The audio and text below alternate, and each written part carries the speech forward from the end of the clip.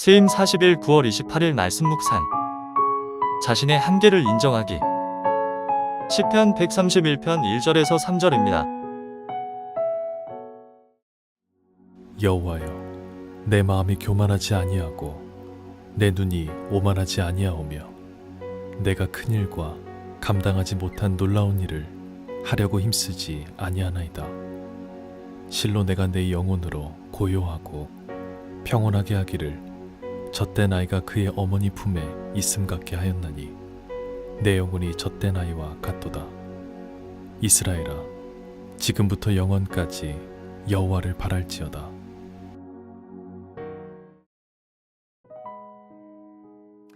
할렐루야. 어제 새벽에는 우리는 자신의 한계를 넘어서는 것에 대한 말씀을 묵상했습니다. 우리 주변을 보면 자신의 한계에 갇혀서 하나님의 영광을 위해 살지 못해 힘없이 답답하게 신앙생활을 하고 있는 성도들이 있습니다. 반면에 자신의 한계에 굴하지 않고 하나님을 의지함으로 그 한계를 넘어 하나님께서 기뻐하시는 일을 하는 성도들도 있습니다. 성경에는 이처럼 자신의 한계를 넘어서기 위해 신앙의 열정을 가지고 살아간 믿음의 사람들이 많이 있습니다. 저는 그 중에서 단연 돋보이는 사람으로 다윗을 추천하고 싶습니다. 여러분, 다윗하면 무엇이 생각나십니까? 저는 다윗이 물맷돌로 골리앗을 때려 눕혔던 이야기가 떠오릅니다.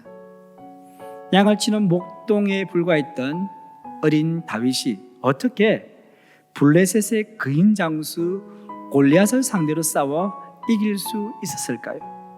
그리고 어린 다윗은 그 당시 이스라엘의 군인들마저 벌벌 떨게 만든 골리앗이 두렵지 않았을까요? 물론 인간적으로 생각할 때 다윗은 골리앗과 상대가 되지 않습니다. 그리고 다윗 역시 골리앗의 압도적인 신체 조건에 두려웠을 것입니다. 그런데 다윗은 뭔가 다른 점이 있었습니다. 다윗이 아버지의 심부름으로 이스라엘 군대와 블레셋 군대가 대치하고 있는 전쟁터로 가게 되었습니다. 그때 다윗은 블레셋 장수 골리앗이 나와서 하나님과 이스라엘 군대를 모욕하는 말을 듣게 되었습니다. 그때 어린 다윗의 마음에 거룩한 분노가 일어나기 시작했습니다. 그리고 그는 곁에 서 있는 사람들에게 이렇게 말했습니다. 사무엘상 17장 26절 말씀을 함께 봉독하겠습니다. 다윗이 곁에 서 있는 사람들에게 말하여 이르되 이 블레셋 사람을 죽여 이스라엘의 치욕을 제거하는 사람에게는 어떠한 대우를 하겠느냐? 이 할례받지 않는 블레셋 사람이 누구기에 살아계시는 하나님의 군대를 모욕하겠느냐? 아멘. 여러분, 다윗에게서 무슨 다른 점을 발견할 수 있습니까? 다윗에게는 골리앗에 대한 두려움보다 하나님과 이스라엘을 모욕하는 골리앗을 향한 거룩한 분노가 더 크게 작용했습니다. 다윗이 이처럼 거룩한 분노를 품고 골리앗을 향해 나갈 수 있었던 것은 하나님을 향한 믿음이 있었기 때문입니다. 무엇이 다릅니까? 다윗은 하나님을 향한 남다른 믿음을 가지고 있었습니다. 반면에 이스라엘 군사들은 모두 다 골리앗 앞에서 자기 한계 안에 갇혀버렸습니다. 골리앗이 하나님과 이스라엘 군대를 모욕해도 그들은 싸우려는 신용도 내지 못했습니다. 그들은 자기 생각의 한계에 빠져 온몸이 얼음처럼 굳어버렸습니다. 그들은 이렇게 생각했을 것입니다. 다른 장수는 몰라도 골리앗은 안 돼. 그에게 나가 맞서 싸우는 것은 자살행위와 같아. 그러나 다윗은 하나님을 향한 믿음을 가지고 골리앗을 향해 돌진했습니다. 다윗은 골리앗 앞에서 기가 죽기는커녕 오히려 골리앗의 기세를 압도할 정도였습니다. 그가 골리앗을 향해 나가면서 했던 말을 함께 읽어보시겠습니다. 사무엘상 17장 45절 말씀입니다. 다윗이 블레셋 사람에게 이르되 너는 칼과 창과 단창으로 내게 나아오거니와 나는 만군의 여호와의 이름 곧 내가 모욕하는 이스라엘 군대의 하나님의 이름으로 내게 나아가노라. 아멘. 이렇게 다윗은 오직 하나님만을 의지하고 골리앗을 향해 나갔습니다.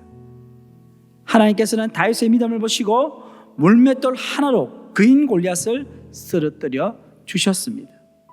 결국 다윗은 믿음으로 자신의 한계를 넘어서서 하나님께 영광 돌리는 역사를 이루었습니다.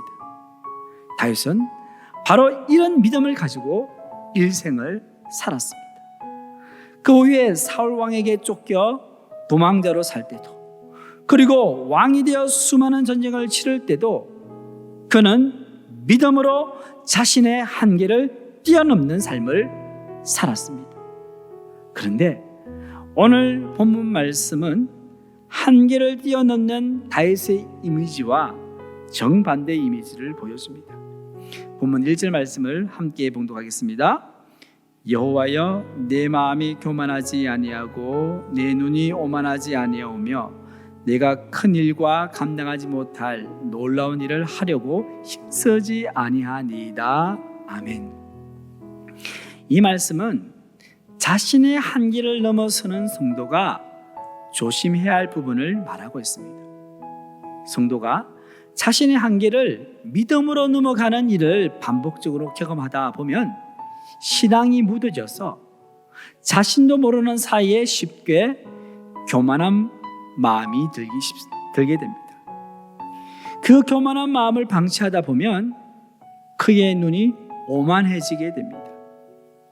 이것은 마음속의 교만이 밖으로 나가 활동하려는 태세를 의미합니다.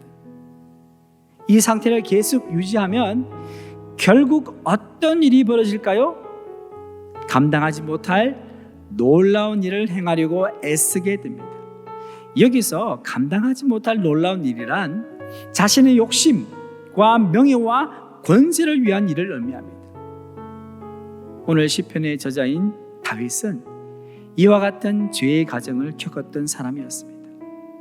하나님의 마음에 합한 자라고 칭함받은 다윗이 일생일대의 큰 죄를 짓는 사건을 우리는 기억합니다. 그는 우리아의 아내 밧세바와 가늠한 것도 모자라서 자신의 충신 우리아를 전쟁터의 최전선에 내보내게 해서 죽게 만든 장본인이었습니다. 그러므로 다윗이 내가 큰 일과 감당하지 못할 놀라운 일을 하려고 힘쓰지 아니하나이다 라고 말한 것은 자신이 하나님 앞에서 얼마나 연약한 존재인지를 절실히 깨닫고 하는 고백입니다. 본문 2절 말씀을 함께 봉독하겠습니다. 실로 내가 내 영혼으로 고요하고 평온하게 하기를 젖된 아이가 그의 어머니 품에 있음 같게 하였나니 내 영혼이 젖된 아이와 같도다. 아멘. 여기서 다윗은 자신을 하나님 앞에서 젖된 아이와 같은 존재라고 말합니다. 다윗이 젖된 아이라면 어머니는 누구입니까? 젖된 아이를 품에 안고 있는 어머니는 하나님을 의미합니다. 다윗이 하나님 앞에서 스스로 젖된 아이라고 말했습니다. 이것은 다윗이 단 한순간도 하나님 없이는 살 수 없는 연약한 존재라는 의미입니다. 다윗은 이처럼 철저히 하나님 앞에서 자신의 한계를 인정하였습니다. 그리고 그는 하나님 앞에서 죽을 수밖에 없는 존재임을 잘 알고 있었습니다. 다윗이 자신의 한계를 뛰어넘는 삶을 살면서도 영혼의 고요와 평온을 누릴 수 있었던 것은 그가 하나님과의 관계에서 아기와 같은 마음을 가졌기 때문입니다. 그런데 사울왕은 하나님 앞에서 자신의 한계를 인정하지 않았습니다. 그는 하나님의 말씀에 불순종하며 교만한 마음을 품었습니다. 그로 인해 사울은 평생 불안 가운데 살 수밖에 없었습니다. 반면에 다윗은 하나님 앞에서 자신의 한계를 인정함으로 힘들고 어려운 순간에도 편안한 삶을 살 수 있었습니다. 사랑하는 성도 여러분, 하나님 앞에서 젖된 아이와 같이 겸손함으로 살아가시기를 바랍니다. 사도 바울은 자기 자신을 향해 죄인 중에 내가 괴수라고 고백했습니다. 그는 바리새인 중에 바리새인이고 율법에는 흠이 없던 자였습니다.